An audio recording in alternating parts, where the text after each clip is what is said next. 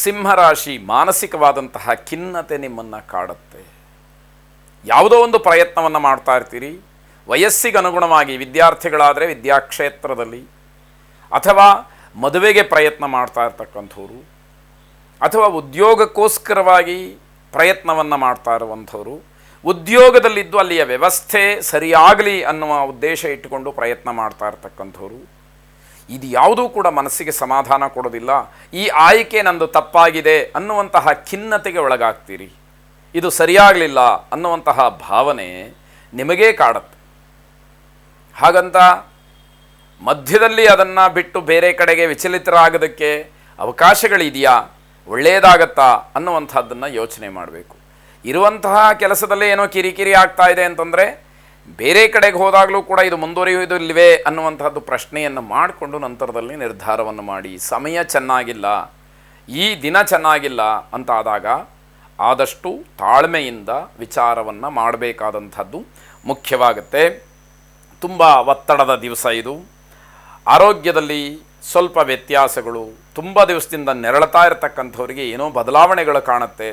ಆದರೆ ಅದು ಸರಿಯಾಗೇ ಬಿಡ್ತು ಅನ್ನುವಂತಹ ನಿರ್ಧಾರವೂ ಅಲ್ಲ, ಅಥವಾ ಅಷ್ಟೊಂದು ನಂಬಿಕೆಯನ್ನು ಇಟ್ಕೊಳ್ಳೋ ಹಾಗೂ ಇಲ್ಲ ಅನ್ನುವ ರೀತಿಯಲ್ಲಿ ಆಗುತ್ತೆ.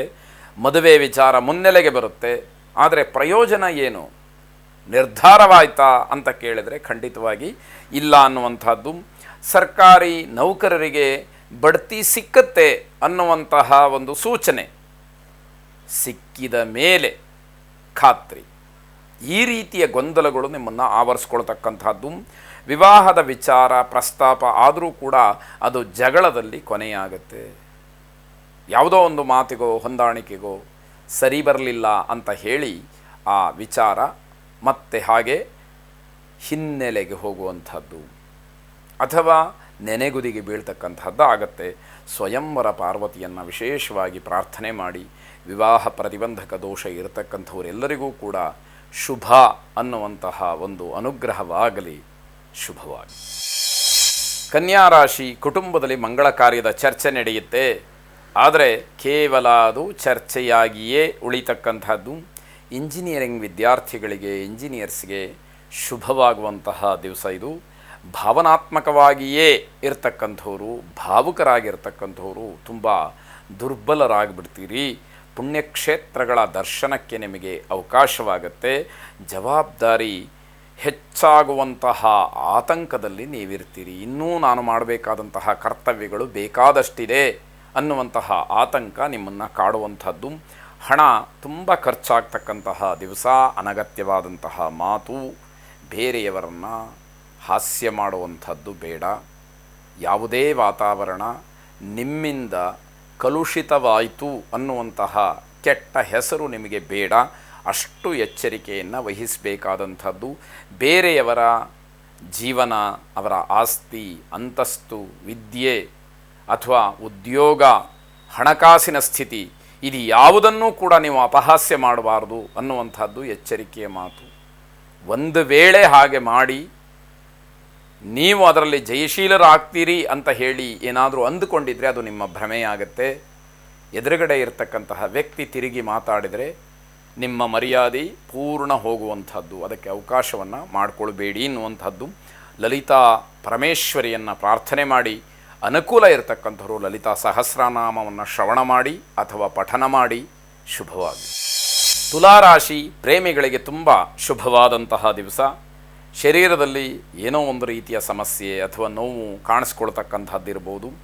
ಮಕ್ಕಳಿಂದ ತೊಂದರೆಯಾಗತ್ತೆ, ಅಥವಾ ತಂದೆ ತಾಯಿಯಿಂದ ಮಕ್ಕಳಿಗೆ ತೊಂದರೆಯಾಗತ್ತೆ, ಅಥವಾ ಮಕ್ಕಳು ತಂದೆ ತಾಯಿಯರನ್ನು ಬಿಟ್ಟು ಯಾವುದೋ ಒಂದು ಉದ್ದೇಶದಿಂದ ದೂರ ಇರಬಹುದು. ಈ ನೋವು ತಂದೆ ತಾಯಿಗಳಿಗೆ ಕಾಡುತ್ತೆ ಅನ್ನುವಂಥದ್ದು. ಇದನ್ನು ತುಂಬ ಸೂಕ್ಷ್ಮವಾಗಿ ಗಮನಿಸಬೇಕಾದಂತಹ ಅಂಶ. ಮಕ್ಕಳ ಬಗ್ಗೆ ಜಾಗ್ರತೆ ಇರಲಿ ಅನ್ನುವಂಥದ್ದು. ಸ್ತ್ರೀಯರಿಗೆ ಆರೋಗ್ಯದಲ್ಲಿ ವ್ಯತ್ಯಾಸಗಳಾಗ್ತಕ್ಕಂಥದ್ದು. ವಿದ್ಯಾರ್ಥಿಗಳಿಗೆ ತುಂಬ ಒತ್ತಡ ಇರತಕ್ಕಂತಹ ದಿವಸವಾಗುತ್ತೆ. ಗಂಡ ಹೆಂಡತಿಯರ ಮಧ್ಯದಲ್ಲಿ ಸಣ್ಣ ಪುಟ್ಟ ವಿಚಾರಕ್ಕೆ, ಅದರಲ್ಲೂ ಮಕ್ಕಳ ವಿಚಾರಕ್ಕೆ ವೈಮನಸ್ಯ ಬರ್ತಕ್ಕಂಥದ್ದು. ಗಂಡ ಮಕ್ಕಳನ್ನು ವಹಿಸಿಕೊಂಡು ಅವರ ಪರವಾಗಿ ಮಾತಾಡಿದರೆ ಹೆಂಡತಿಗೆ ಯಾವುದೋ ವಿಚಾರಕ್ಕೆ ಕೋಪ ಬರುತ್ತೆ, ಇಲ್ಲ ಹೆಂಡತಿ ಮಕ್ಕಳ ಪರವಾಗಿ ಮಾತಾಡಿದರೆ ವಹಿಸ್ಕೊಂಡು ಮಾತಾಡಿದರೆ ಗಂಡನಿಗೆ ಕೋಪ ಬರುತ್ತೆ. ಈ ರೀತಿಯಾಗಿ ಮಕ್ಕಳ ವಿಚಾರದಲ್ಲಿ ಸ್ವಲ್ಪ ಮಾತುಕತೆಗಳು ವೈಮನಸ್ಯ ಬರುವಂತಹ ಸಾಧ್ಯತೆ, ಅದನ್ನು ಸೂಕ್ಷ್ಮವಾಗಿ ಗಮನಿಸಿಕೊಂಡು ಯಾವ ಸರಿ ತಪ್ಪುಗಳ ವಿವೇಕದಿಂದ ಮಾತಾಡಿದರೆ ಅನುಕೂಲವಾಗುತ್ತೆ ಅನ್ನುವಂಥದ್ದು. ಐಶ್ವರ್ಯ ಲಕ್ಷ್ಮಿಯನ್ನು ಪ್ರಾರ್ಥನೆ ಮಾಡಿ ಶುಭವಾಗಲಿ. ವೃಶ್ಚಿಕ ರಾಶಿ, ಮಾನಸಿಕವಾಗಿ ಏನೋ ಬೇಸರ, ಜುಗುಪ್ಸೆ, ಈ ಜೀವನ ಇಷ್ಟೇ ಅಪ್ಪ, ಇದೇನು ಬೇಡ ನನಗೆ ಅನ್ನುವಂಥದ್ದು. ಆದರೆ ಇಷ್ಟು ದಿವಸ ಅನುಭವಿಸಿದ್ದು, ಇಷ್ಟು ದಿವಸ ಅದಕ್ಕೆಲ್ಲ ಹೋರಾಟ ಮಾಡಿದ್ದು ಏನು ಹಾಗಾದರೆ ಅನ್ನುವಂಥದ್ದು ಪ್ರಶ್ನೆಯಾಗತ್ತೆ. ಯಾವುದೇ ರೀತಿಯ ಆತುರಾತುರವಾದಂತಹ ನಿರ್ಧಾರಗಳನ್ನು ಮಾಡಬೇಡಿ. ಜೀವನ ಇಷ್ಟೇ ಅನ್ನುವಂಥದ್ದು ನಿರ್ಧಾರ ಬೇಡ, ಇನ್ನೂ ಸಾಧಿಸುವಂಥದ್ದು ಬೇಕಾದಷ್ಟಿರುತ್ತೆ.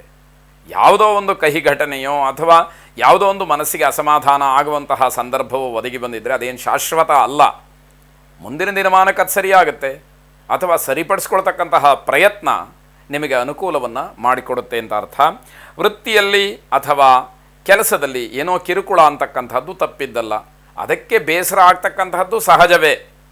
ಪರಿಹಾರ ಮಾರ್ಗವನ್ನು ಹುಡುಕಿ, ಬೇರೆ ರೀತಿಯಲ್ಲಿ ನಿಮ್ಮ ಪ್ಲಾನ್ಗಳೇನಿದೆ ಅದನ್ನು ಬದಲಾಯಿಸುವಂತಹ ಪ್ರಯತ್ನಗಳಾಗಲಿ, ಅತಿಯಾದಂತಹ ಕೋಪವಾಗಲಿ ಅಥವಾ ಹಠವಾಗಲಿ ಮೊಂಡುತನವಾಗಲಿ ಒಳ್ಳೆಯದಲ್ಲ.